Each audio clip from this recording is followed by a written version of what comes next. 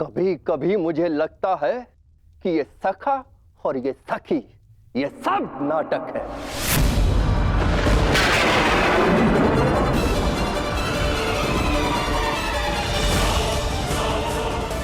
प्रतीत होता है जैसे पंचाली के छठे पति आप स्वयं हैं।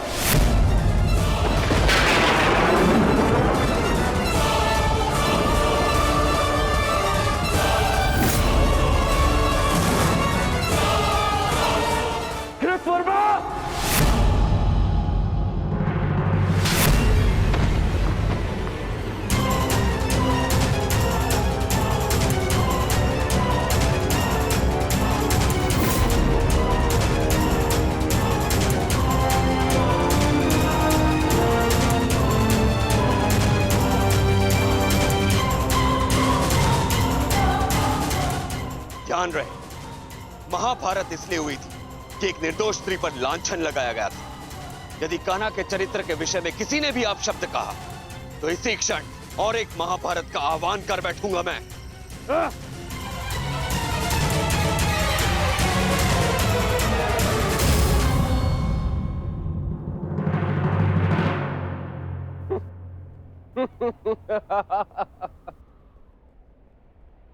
एक तो आप मेरे जन्मदिन पर बिना आमंत्रण के यहां पहुंचे, और दूसरा मेरे मित्र पर आपने हाथ उठाए।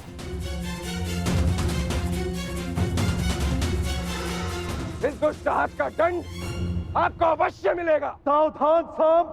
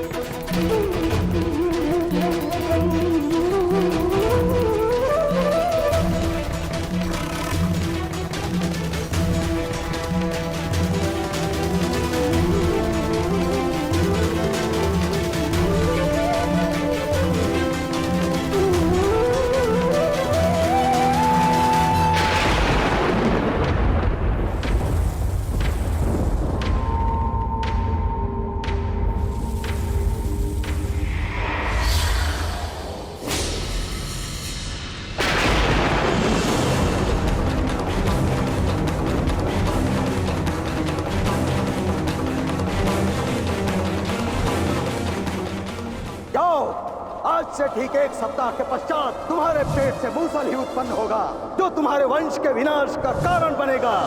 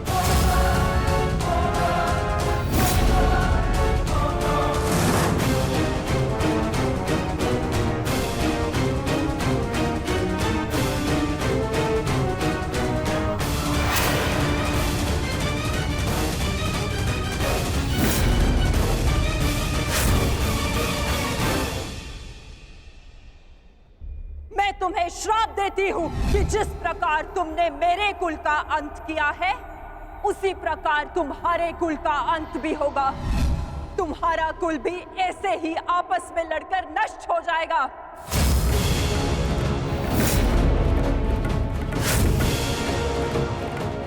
मैंने कहा था गांधार नंदिनी से कि श्राप नहीं, पाप मनुष्यों के नाश का कारण बनता है।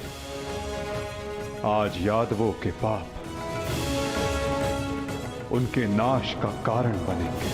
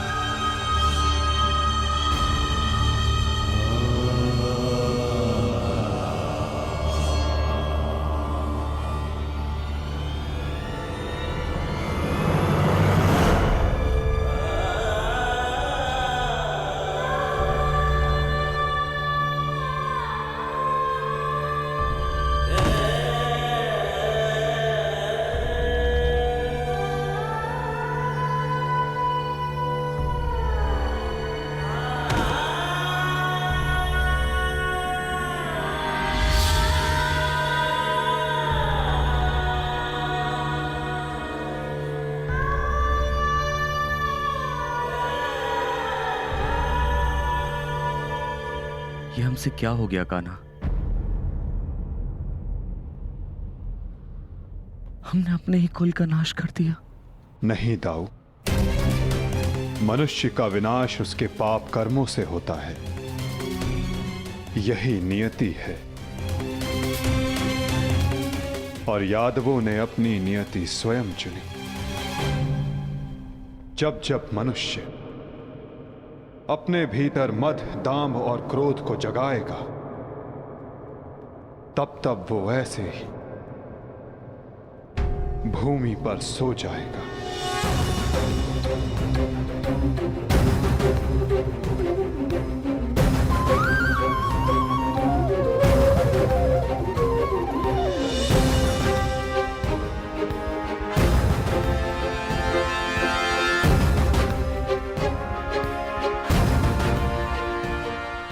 विनाश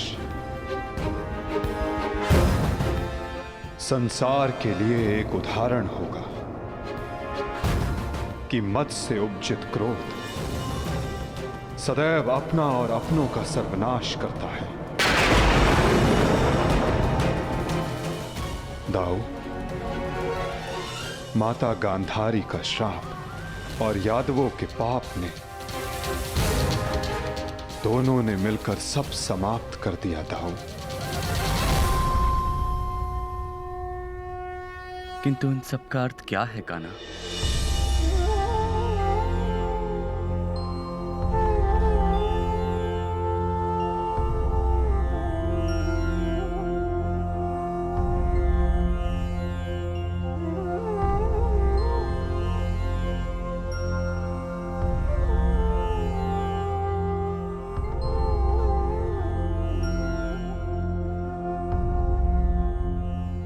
इसका अर्थ यह है दाऊ कि हमारा कार्य पूर्ण हुआ, कि हमारे जाने का समय हो गया है। हमारे जीवन का लक्ष्य अब पूर्ण हो गया है।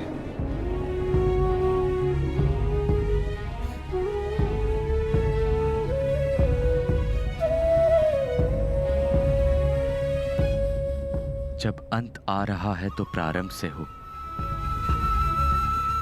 प्रारंभ से ही मैं श्री हरि का सेवक रहा हूं, तो अंत भी उनके चरणों में ही हो।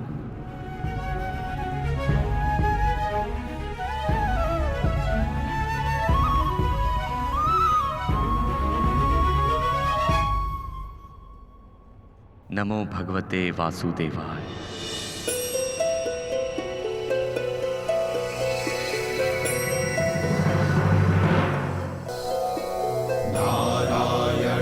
नमस्कृत्य नरं चैव नरोत्तमं देवीं सरस्वतीं व्यासं ततो जयम् उदीरयेत्। नारायणं नमस्कृत्य नरं चैव नरोत्तमं देवीं सरस्वतीं व्यासं ततो जयम् नमस्कृत्य नरं चैव नरोत्तमं देवीं सरस्वतीं व्यासं ततो जयम् उदीरयेत्।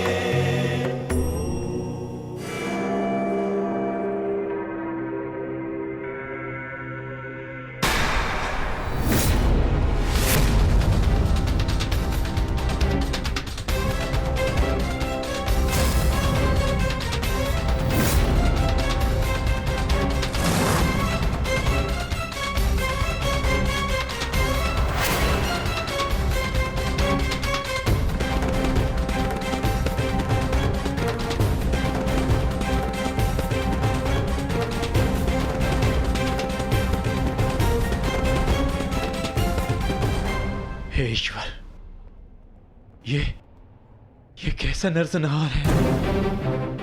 कहीं माधव इसी अंत की बात तो नहीं कर रहे थे? परंतु माधव है कहां?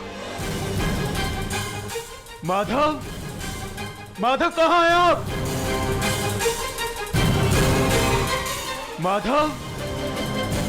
माधव कहां हैं आप?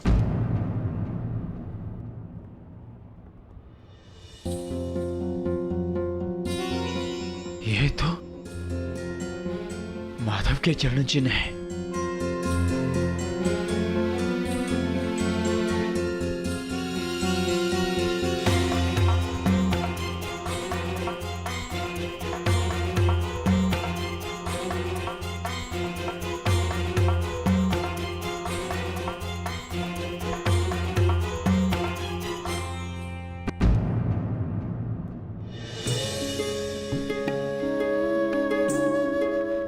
माधव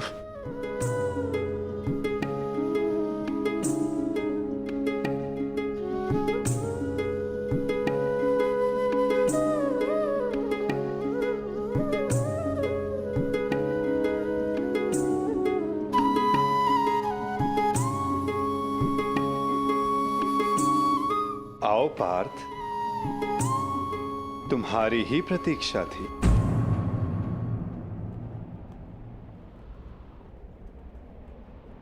तुम्हें आना ही था, क्योंकि मेरे जाने का समय हो गया है।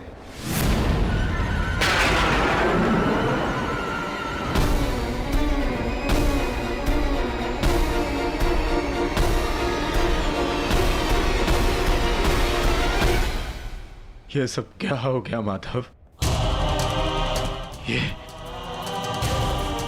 ये विनाश कैसा? हर प्राणी के जीवन का एक कारण होता है, एक लक्ष्य होता है पार्थ, और उस लक्ष्य के पूर्ण हो जाने के पश्चात उसका सृष्टि में रहना संतुलन बिगाड़ता है। कुरुक्षेत्र के युद्ध में जो शक्ति शेष रह गई थी, वो संतुलन बिगाड़ रही थी पार्थ। जब शक्ति के साथ उत्तरदायित्व का भान ना हो तो मनुष्य पापी बन जाता है, और यादवों के अंत के साथ उस पाप का भी अंत हुआ पार्थ। सदैव स्मरण रखना पार्थ, बिना उत्तरदायित्व के भान की शक्ति सदैव विनाश लाती है।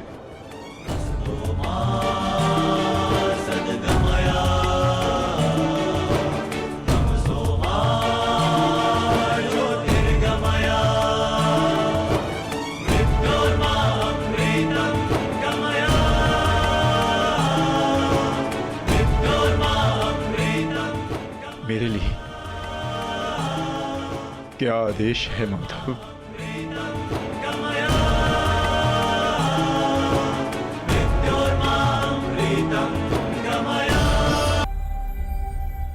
काल की भूख मिट चुकी है पार्थ,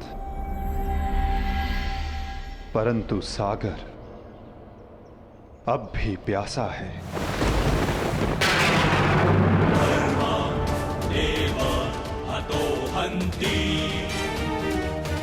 तुम शीघ्रता करो पार्थ, द्वारका की सभी स्त्रियों को और बालकों को अपने साथ हस्तिनापुर लेकर लौट जाओ।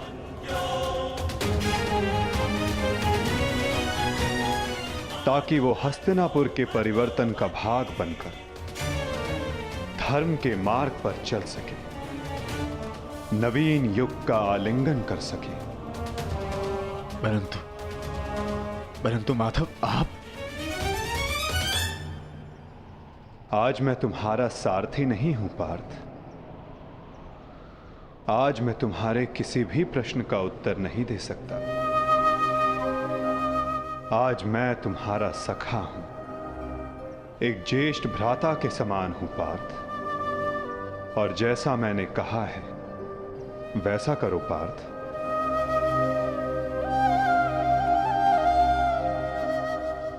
अभी किसी और से मिलने का समय है।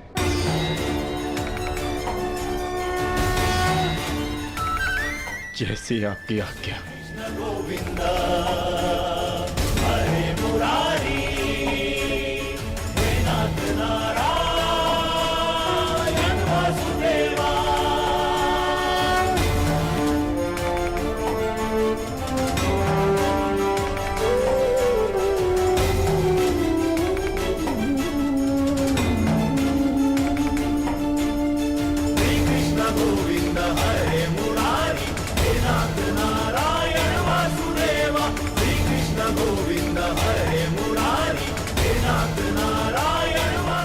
प्रणिपात।